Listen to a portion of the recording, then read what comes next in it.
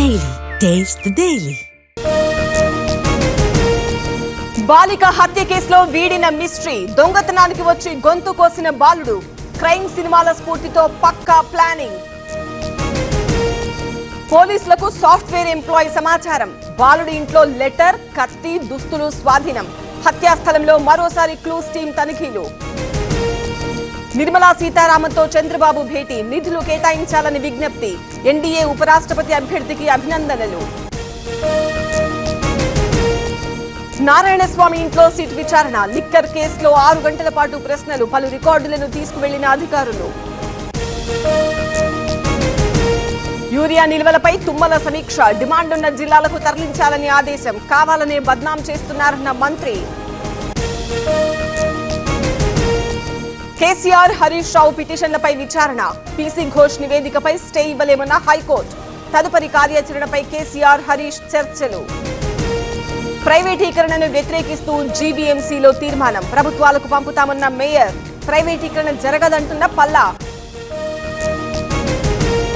అటవీ సిబ్బందిని కొడితే కేసు కూడా లేదు. పవన్ కళ్యాణ్ పై పేర్ని విమర్శలు. టీడీపీ ఎమ్మెల్యేలు రౌడీయిజం చేస్తున్నారన్న వైసీపీ.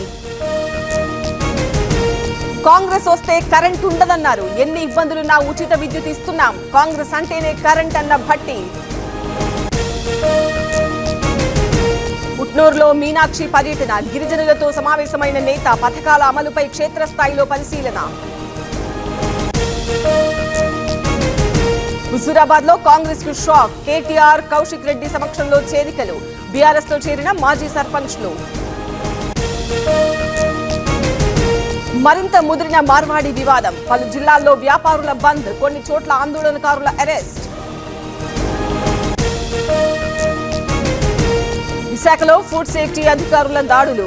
ఆహా ఏమి రుచులు రెస్టారెంట్ లో తనిఖీలు. కుళ్లిన చికెన్, బూజు పట్టిన మటన్ గుర్తింపు. పశ్చిమ గోదావరిలో వరద ఉధృతి. లంక గ్రామాలకు నిలిచిన రాకపోకలు. పునరావాస కేంద్రాలకు బాధితులు.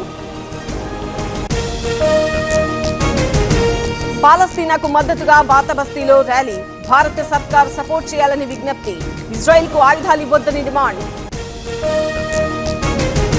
అసెంబ్లీలో ఆర్ఎస్ఎస్ గీతం ఆలపించిన డీకే. బీజేపీలో చేరుతారనే ప్రచారానికి ఖండన. కాంగ్రెస్ ను మళ్లీ పవర్లోకి తీసుకొస్తానని కామెంట్.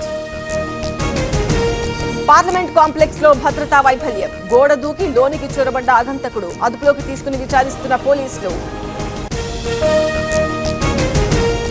పబ్లిక్ ప్లేసుల్లో కుక్కలకు తిండి పెట్టొద్దు. స్టెరిలైజ్ చేసి అక్కడే వదిలేయాలి.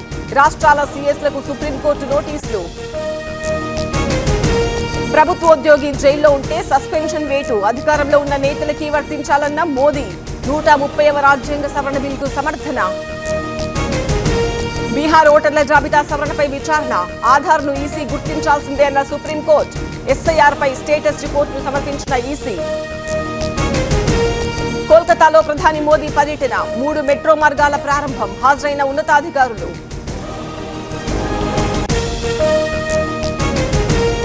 రణిల్ విక్రమసింఘే అరెస్ట్. ప్రభుత్వ నిధుల దుర్వినియోగం కేసులో అరెస్ట్. శ్రీలంక మాజీ అధ్యక్షుడిని వెంటాడుతున్న కేసులు.